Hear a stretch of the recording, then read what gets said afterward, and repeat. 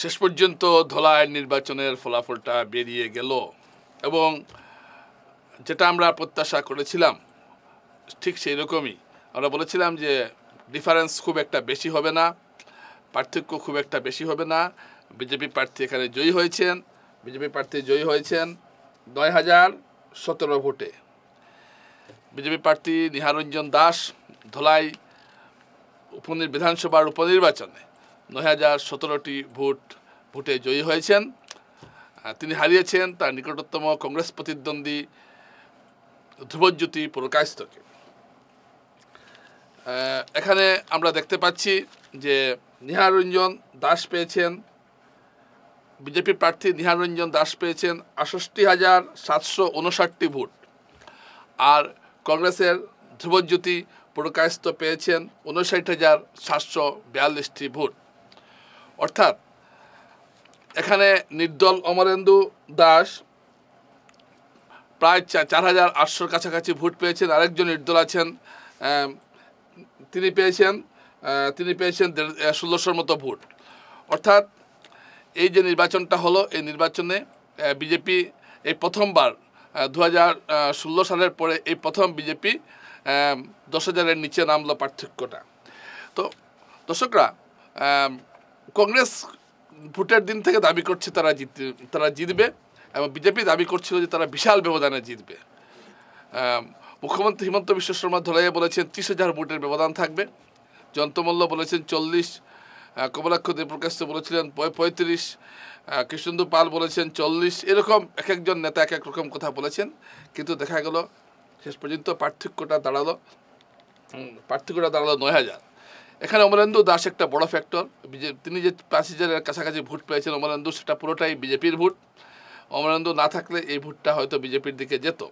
আবার উল্টোটা হতে পারত, অমরেন্দু এই ভোটটা কংগ্রেসের দিকে না গিয়ে অমরেন্দু থাকায় কংগ্রেসের দিকে গেছে, না হলে কংগ্রেসের এখানে আরও অনেকটা ভোট বাড়ত।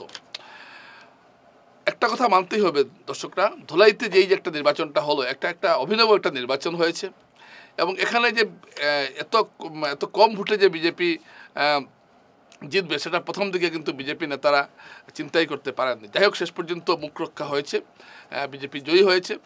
কিন্তু কয়েকটা আমি খুব অল্প সময়ের মধ্যে ভিডিওটা বানাচ্ছি, পুরোপুরি কোন এলাকা থেকে সবটি চিত্র এখনো পাইনি, কিন্তু যতটুকু জেনেছি যে বিজেপি তাদের নিজস্ব যে স্ট্রং হোল্ড জায়গাগুলো আছে এখানে তাদের দুর্গের একটাই ধস নেমেছে, কিন্তু ততটা নামেনি যে তাদের পুরো ক্ষতি হয়ে যাবে। যেমন বর্জালাঙ্গা মণ্ডলে বিজেপির লিড অনেকটাই কমে গেছে আগের থেকে, লোকসভা বা গত বিধানসভার তুলনায় অনেকটাই কমে গেছে, যার ফলে এবারে লিডটা খুব একটা বাড়েনি। ২০২১ সালের যদি আপনি আজকের নির্বাচনটাকে যদি আপনি ২০১৬ সালের নির্বাচনের সঙ্গে তুলনা করেন, তাহলে আমি একটা পরিসংখ্যান আপনাদের দিচ্ছি। ২০১৬ সালে প্রায় ৩০,০০০ ভোটের কাছাকাছি ৩০,০০০ ভোটে এখান থেকে জয়ী হয়েছিলেন বর্তমান সাংসদ প্রাক্তন মন্ত্রী পরিমল শুক্লবৈদ্য ২০১৬ সালে। ২০২১ সালের বিধানসভা নির্বাচনে এই আসনে আবার জয়লাভ করেন পরিমল শুক্লবৈদ্য। তিনি হারিয়েছিলেন কংগ্রেস প্রার্থী কামাখ্যা প্রসাদ মালাকে ২১,০০০-এর মতো ভোটে হারিয়েছিলেন। এবার নিহারঞ্জন দাস বিজেপি প্রার্থী হারালেন ধ্রুবজ্যোতি পুরকায়স্থকে ৯,০০০। অর্থাৎ আপনি যদি ২০১৬ সালের নির্বাচনের দিকে তুলনা করেন তাহলে দেখবেন যে কংগ্রেসের প্রাপ্ত ভোটের হার এবং পার্সেন্টেজ দুটোই বেড়েছে। ধলাইয়ের মতো একটা শক্ত দুর্গতে বিজেপিকে আজকে কষ্ট করে জিততে হলো, এটা একটা বড় কথা। এই নির্বাচনে এখন এই ফলাফলের ফলে পরিমল শুক্লবৈদ্যের, আমি একটা বলেছিলাম যে পরিমল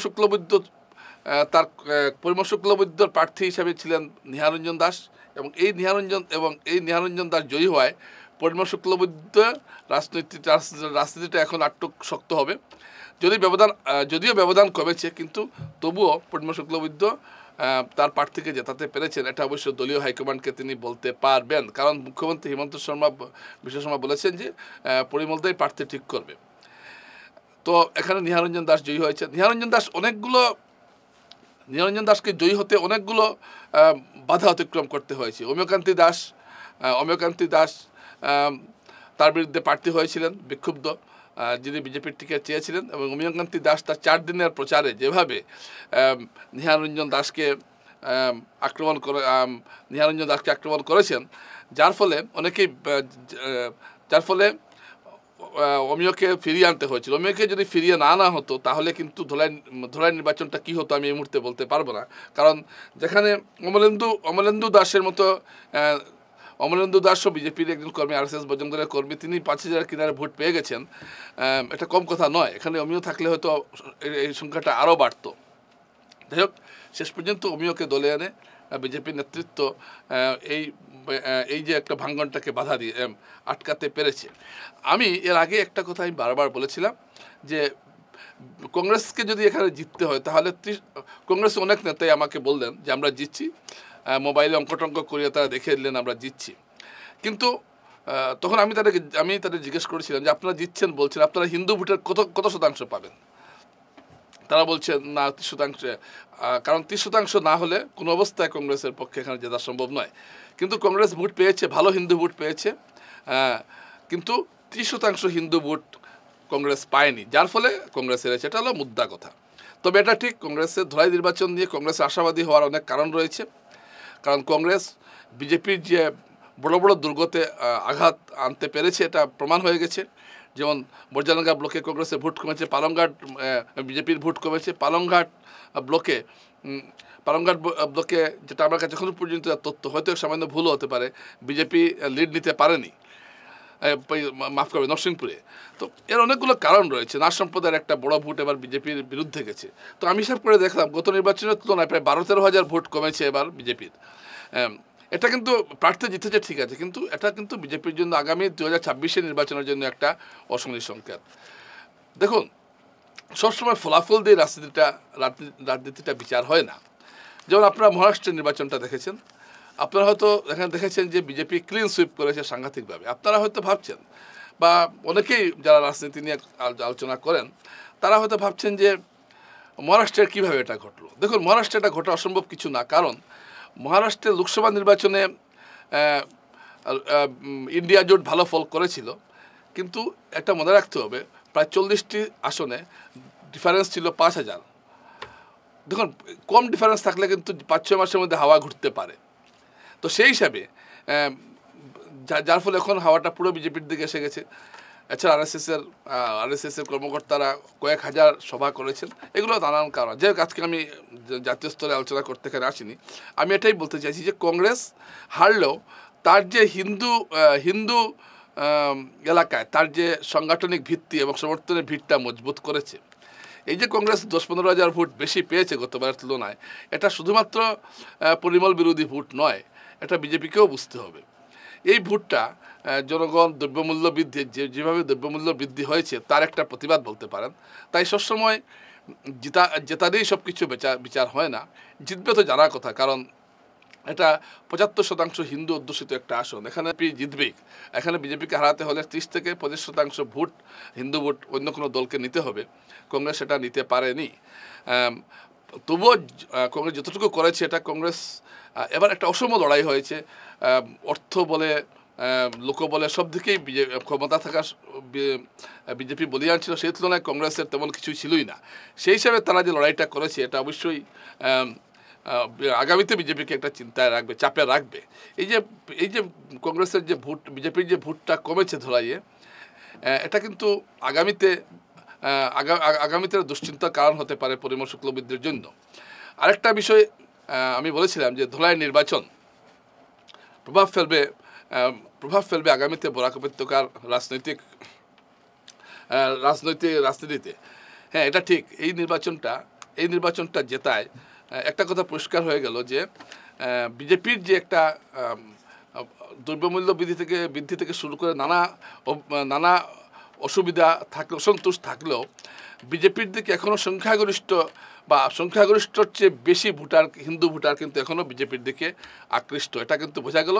এবং 2026-এর আগে এই চিত্রের খুব একটা পরিবর্তন ঘটবে বলে মনে হয় না। এটা একটা ঘটনা যেটা আমার মনে হচ্ছে।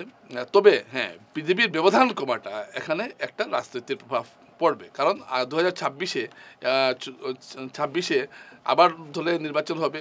এর মধ্যে অনেকগুলো হয়তো রাজনৈতিক ক্ষেত্রে অনেক পরিবর্তন ঘটবে, এটা দেখার বিষয়।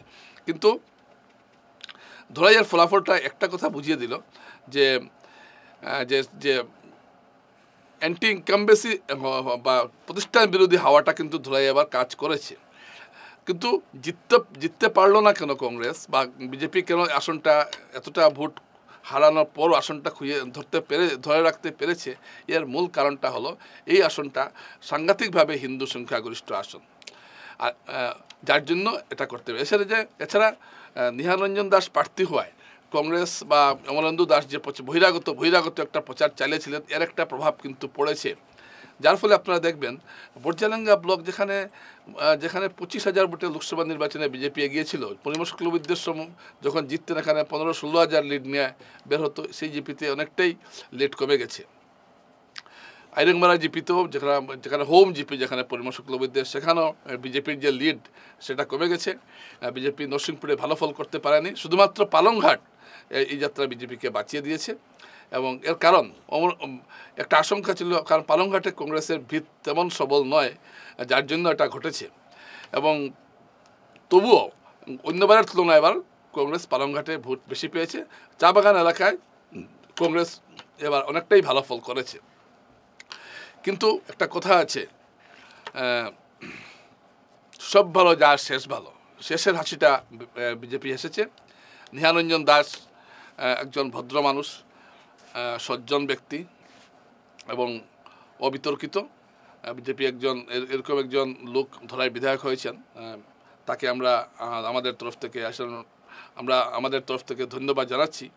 আমরা চাইব যে তিনি সুন্দরভাবে ধরাইয়ের সমস্ত কিছু পরিচালনা করবেন, এটা তার প্রতি একটা আশা রইল। তবে যদি আপনি পোস্টমর্টেম করতে যান ধলাইয়ের নির্বাচনের ফলাফলটাকে, তাহলে কিন্তু কয়েকটা প্রশ্ন এখানে বেরিয়ে আসছে, যেটা বলেই আমি আমার বক্তব্যটা শেষ করব।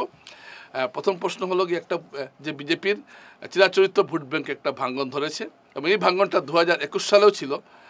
এবার 2021 সালে 10,000 কমেছে, এরপরে 10,000 কমেছে, এবারও কমছে। আপনি লোকসভার সঙ্গে মেলালে চলবে না, লোকসভা অন্য ইস্যু থাকে। অর্থাৎ বিধানসভার ক্ষেত্রে, নির্বাচনের ক্ষেত্রে ধোলাইয়ে বিজেপির যে সমর্থনের ভিড়টা সেটা কিন্তু আগলা হচ্ছে, এটা কিন্তু পরিষ্কার। 2 নম্বর, বিজেপি নির্দল অমলেন্দুকে যতটুকু অবহেলা করেছিল, ততটুকু অবহেলা করার পাত্র অমলেন্দু নন। তিনি 5,000-এর মতো ভোট টেনেছেন এবং কোনো ধরনের টাকা পয়সা খরচ না করেই তিনি এই ভোটটা টানতে পেরেছেন। এই ভোটটা বিজেপিরই ভোট ছিল। এই ভোটটা অমলেন্দু না নিলে বিজেপির 5,000 ভোট বাড়ত। 3, কংগ্রেসের চিরাচরিত ঘাঁটি সংখ্যালঘু এলাকাতে কিছুটাও একটা বড় অংশের ভোট এবার বিজেপির দিকে গেছে। ফলাফলের প্রবণতা এটা বোঝা যাচ্ছে। অর্থাৎ সংখ্যালঘুরা এখন আর একতরফাভাবে যে কংগ্রেসকেই সব ভোট দিয়ে দেবেন এমন নয়। সংখ্যালঘুদের একটা ভোট ভাগাবাজার অঞ্চলে বিজেপির বাক্সে গেছে। এটা এই ফলাফল থেকে এই আভাসটাও পাওয়া গেছে। কতটুকু গেছে কি গেছে এটা জানতে একটু সময় লাগবে, কিন্তু ফলাফলের যে আভাস যেটা, এতে বোঝা যাচ্ছে যে একটা বড় অংশের ভোট এবার গেছে বিজেপির দিকে। এটা কিন্তু একটা লক্ষ্য করার মতো কথা। 2 নম্বর, এটা হলো এক কথা। 3 নম্বর, যে যতই এটাকে অবজ্ঞা করা হোক, এই যে নিহারঞ্জন দাস সম্পর্কিত যে প্রচারটা কংগ্রেস চালিয়েছিল, অমিয় কান্তি দাস যেটা শুরু করেছিলেন বহিরাগত বলে, সেটাকে কিন্তু কিছু সংখ্যক বিজেপিরই মানুষ সেটাকে বিশ্বাস করেছেন। এর প্রমাণ আমরা দেখেছি।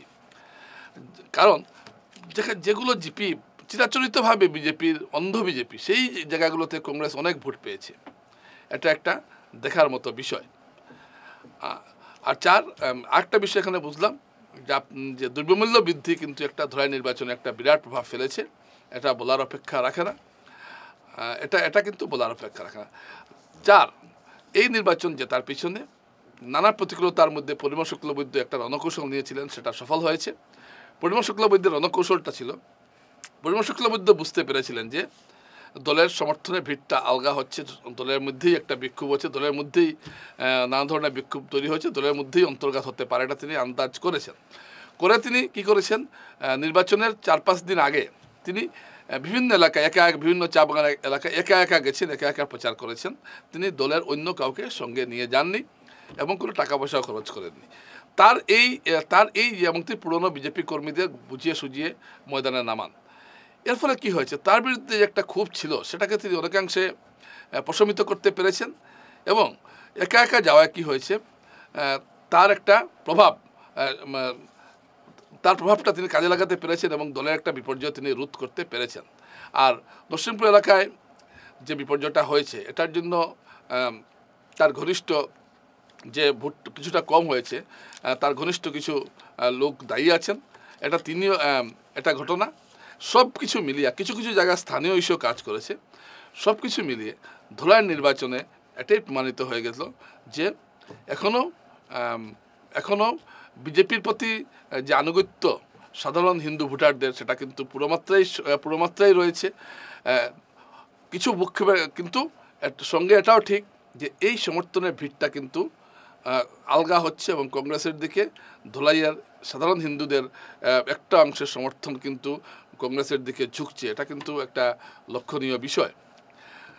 যাই হোক, আজকে আলোচনাটুকু এইটুকুই রাখলাম। আমি আরও পরবর্তীতে আরও সমস্ত কিছু কাগজপত্র পাওয়ার পরে আপনাদের কাছে আরও কিছু পোস্টমর্টেম করবো এই নির্বাচন নিয়ে। যাই হোক, আবারও নিহারঞ্জন দাসকে ধন্যবাদ জানিয়ে আজকের এই বক্তব্য এখানে শেষ করছি। নমস্কার।